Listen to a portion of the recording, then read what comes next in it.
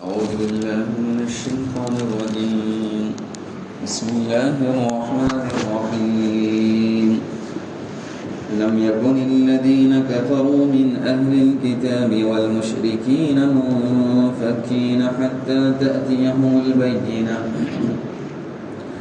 رسول من الله يتلو صحفا مطهرة فيها كتب قيمة ومن تفرق الذين أوتوا الكتاب إلا من بعد ما جاءتهم البينة وما أمروا إلا ليعبدوا الله مخلصين له الدين حنفاء ويقيموا الصلاة ويؤتوا الزكاة وذلك دين القيمة.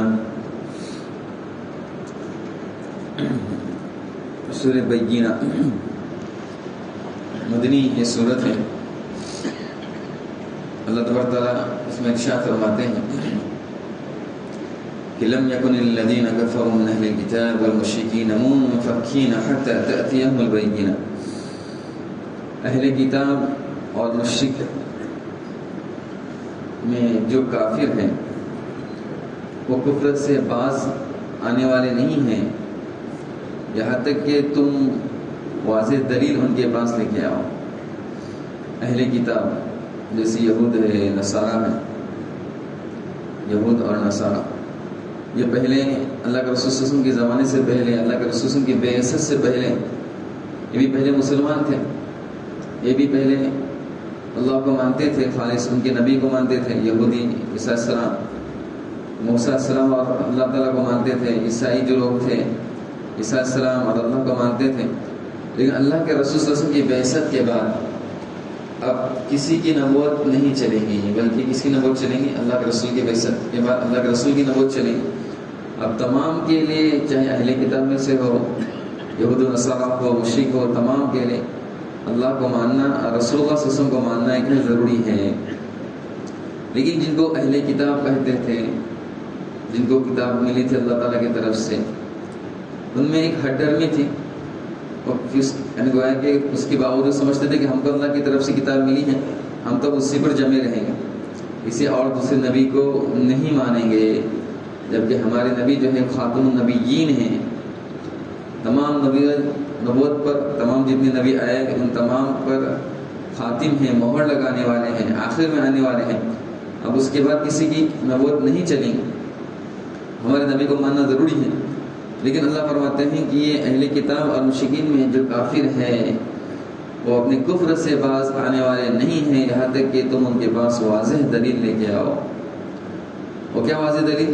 رسول من اللہ یتلو صحفا مطہرہ، کہ اللہ کی طرف سے ایسا رسول، ایسا پیغمبر جو بالکل پاکیزہ صحیفے اللہ کی طرف سے جو ملے ہوئے احکامات ہیں، جو قرآن ہیں، ان کو پڑھ کر سنائے. رسول من اللہ یتلو صحفا مطہرہ، کہ رسول اللہ کی طرف سے جو ان پر صحیفے پڑھ کر سنائے.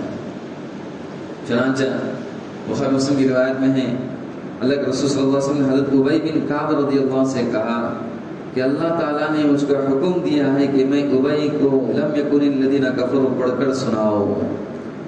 حضرت ابی نے کہا کہ او سمانی، کہ اللہ تعالیٰ نے میرا نام لیا، اللہ رب العزت کے سامنے میرا ذکر کیا گیا.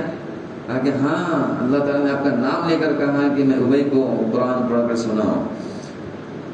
چنانچہ ابی رضی اللہ عنہ رونے لگ گئے کہ اپنی کیا حیثیت تھی کہ اللہ کے سامنے اپنا ذکر ہوتا، تذکرہ ہوتا، کہ اللہ رب العزت نے میرا نام لے کر ذکر کیا، یعنی محبوب کے ہاں میرا تذکرہ کیا جائے. یعنی کتنی خوشی کی بات ہے کہ اللہ کیا میرا تذکرہ کیا گیا، میرا نام لیا گیا، اللہ نے میرا نام لے کر کہا. اس بات ابی رضی اللہ عنہ رونے لگ گئے. رسول من اللہ یتلو صحفا مطہرہ، کہ رسول اللہ کی طرف سے پاکیزہ صحیفے پڑھ کر ان کو کیا کرے؟ سنائے. اور اللہ کے رسول نے اس پر عمل بھی کیا کہ حضرت ابی کو کیا کیا؟ قرآن سنائے. فیہا کتب قیمہ، ان صحیفوں میں کیا ہے؟ تو ان صحیفوں میں صحیح اور درست احکامات ہیں. کتب جیسے کتاب الصلاۃ، نماز کا احکام، کتاب الطہارہ، طہارت کے احکام، حدیث کی کتابوں اس طرح سے ابواب قائم کیے جاتے ہیں. تو صحیفوں کے اندر بھی پاک، ان صحیفوں کے اندر بھی درست احکامات ہیں اللہ تعالیٰ کی طرف سے جو بندوں کے لیے بیان کیے گئے ہیں۔ وَمَا تَفَرَّقَ الَّذِينَ أُوتُوا الْكِتَابَ إِلَّا مِن بَعْدِ مَا جَاءَتْهُمُ الْبَيِّنَةُ، کہ یہ اہل کتاب متفرق نہیں ہوئے مگر یہ کہ ان کے پاس واضح دلائل آ گئے۔ واضح دلائل اہل کتاب کے پاس کیا ہو گئے؟ آ گئے۔ اس کے بعد یہ کیا ہو گیا؟ متفرق ہو گئے۔ مطلب یہ کہ وہ سب کچھ سمجھتے تھے، جانتے تھے کہ یہ آخری نبی ہے نا، یہ حق ہے، سچ ہے، لیکن ہر ڈرمی کی وجہ سے نہیں مانتے تھے۔ قرآن نے تو کہا یعرفونہ کما یعرفون ابناءہم، یہ رسول اللہ صلی اللہ علیہ وسلم کو اتنا پکا ٹکا جانتے ہیں جیسے کہ اپنے بچے کو جانتے ہیں، اپنے اولاد کو جانتا ہے۔ کوئی شخص اپنے اولاد کو بھول سکتا ہے کیا؟ اپنی کون سا بچہ اس کو اچھی طرح پہچانتا ہے۔ اسی طرح یہ سچے پکے رسول جو ہمارے ہیں ان کو اچھی طرح پہچانتے ہیں کہ یہ آخری نبی ہیں، کہ یہی اللہ تعالیٰ کی طرف سے آخری نبی بنا کر بھیجے گئے ہیں، سب کچھ جانتے ہیں، پھر بھی کیا کرتے ہیں؟ انکار کر دیتے ہیں، اور اس کی وجہ سے کیا ہو گئے؟ جدا ہو گئے ہیں۔ وَمَا أُمِرُوا إِلَّا لِيَعْبُدُوا اللَّهَ مُخْلِصِينَ لَهُ الدِّينَ، اور ان کو اسی بات کا حکم دیا گیا ہے کہ وہ اللہ کی عبادت کرے خالص ہو کر، اس کے لیے دین کو خالص کرتے ہوئے، حنفاء ایک طرف ہو کر، یعنی اخلاص کے ساتھ اللہ کی کیا کرے؟ عبادت کرے۔ اخلاص کے ساتھ ہمارے اعمال کے اندر کیا ہو؟ للہیت ہو۔ کوئی بھی ہم اللہ کے لیے کام کرے، کوئی بھی کام نیکی والا کرے، نماز پڑھے، روزہ رکھے، زکوٰۃ دے، حج کرے، تو اس میں للہیت ہو۔ اللہ تبارک تعالیٰ اعمال میں سے اسی کو قبول کرتے ہیں جو اللہ کے لیے کیا جائے۔ چنانچہ اللہ تعالیٰ قرآن شریف میں بقرعید کے موقع پر فرماتے ہیں لَن يَنَالَ اللَّهَ لُحُومُهَا وَلَا دِمَاؤُهَا وَلَكِنْ يَنَالُهُ التَّقْوَىٰ مِنكُمْ، اللہ تعالیٰ کو تمہارا خون اور گوشت نہیں پہنچتا، لیکن دل میں کتنا اخلاص ہے، جذبہ ہے اللہ کے لیے کرنے کا، دکھلاوا نہیں، لوگ واہ واہ کریں گے، تعریف کریں گے، اس کے لیے نہیں، بلکہ اللہ کے لیے کتنا کرنے کا جذبہ اللہ تعالیٰ اس کو دیکھتے ہیں۔ مسلم کی روایت میں اللہ کے رسول نے فرمایا ان اللہ لا ينظر الى صورکم واموالکم، اللہ تعالیٰ تمہاری صورتوں اور تمہاری مالوں کو نہیں دیکھتا، مطلب ظاہری عمل کو نہیں دیکھتا، ولکن ينظر الى اعمالکم وقلوبکم، اللہ تعالیٰ تمہارے اعمال کو اور تمہارے قلوب کو دیکھتا ہے، دل کو دیکھتا ہے کہ اس میں اللہ کے لیے کرنے کا کتنا جذبہ ہے، اللہ کے لیے کرنے کا کتنا جذبہ ہے۔ ایک صحابی نے اللہ کے رسول سے کہا کہ اللہ کے رسول صلی اللہ علیہ وسلم، ایک آدمی جہاد کرتا ہے تاکہ اس کو بہادر کہا جائے، ایک آدمی جہاد کرتا ہے تاکہ اس کی قوم کی وجہ سے، اس کی قوم سب جماعت، اس کے گاؤں والے، اس کے علاقے والے کیا ہیں؟ جہاد میں گئے، اس لیے عصبیت کے لیے کیا کر رہا ہے؟ جہاد کر رہا ہے۔ تو کوئی کس کے لیے کر رہا ہے جہاد؟ تو اس میں اللہ کے لیے جہاد ہوگا کہ نہیں؟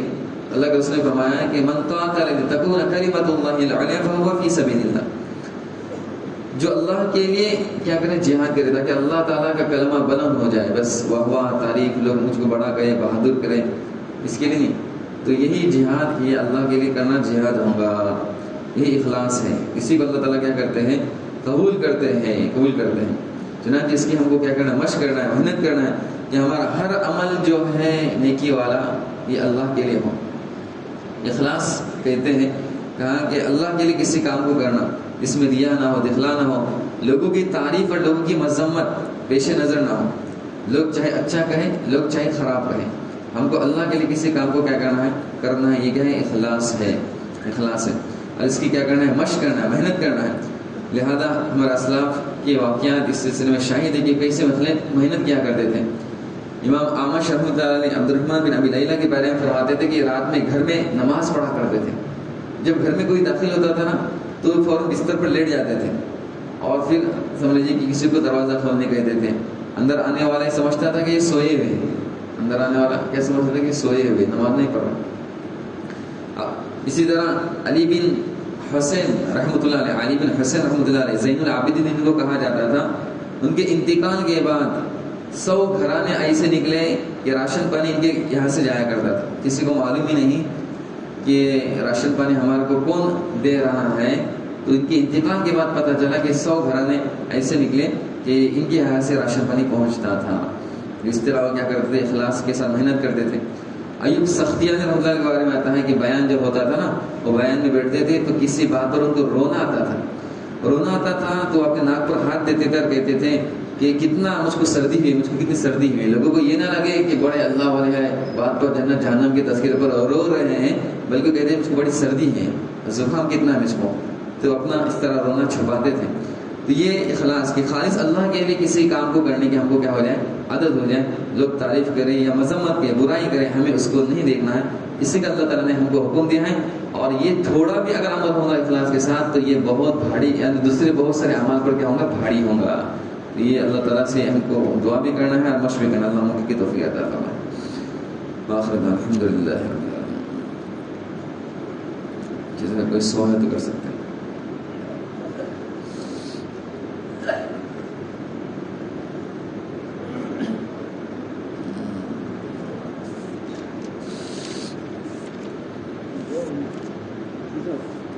قرآن پڑھتے پڑھتے مجھے سجدہ آتا ہے سورن کا، اس کا قرآن میں اتنا مست نہیں پڑھا تو کیا کرنا چاہیے؟ قرآن پڑھ رہے کبھی کبھی ایسا لگن رہتی نا قرآن پڑھتے پڑھتے، تو بعد میں دھیان سجدہ آ گیا تو سجدہ نہیں کیا. پھر قرآن میں جو سجدہ آتا ہے تو سجدہ فوراً کرنا چاہیے کہ بعد میں کیا بھی تو چلتا ہے.